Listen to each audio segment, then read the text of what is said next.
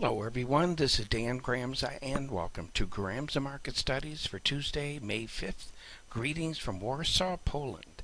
Let's take a look at what's going on with that Nasdaq market. We made new highs and we found sellers. What a struggle. The battle is on. We need to get a close above 4,600 for that market, and ideally we want to see it today. This implies unchanged to lower. Let's move on over to those interest rates.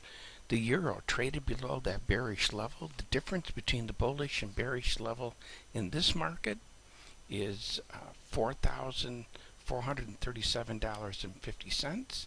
Over here in the Swissy, the difference between this bearish level and that bullish level is $2,687.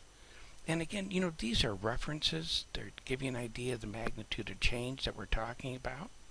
If we move on over to the Japanese yen, this market's backed off a bit. I'm looking for it to go sideways right now to stop and take a breath. But let's move on. I never finished my description here for the euro. For that euro market, it's still bearish, but I think we need to be cautious because of a benchmark candle, as we talked about in the advanced video. Let's move on over to interest rates. The notes getting weaker. I like the action. I'm looking for continuation to the downside in that market. When it comes to gold, gold did perk up a bit. It did trade above its bullish level, and the difference between the bearish and bullish level in that market is $1,200.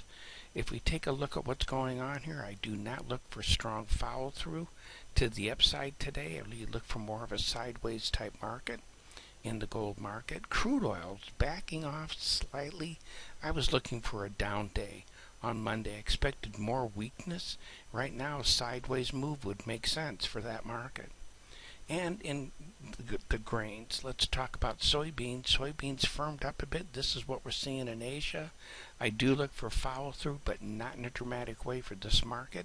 I think we need to be cautious at those prices. And that concludes today's market studies. Thank you for being with me. I'm looking forward to being with you again. And as always, take care.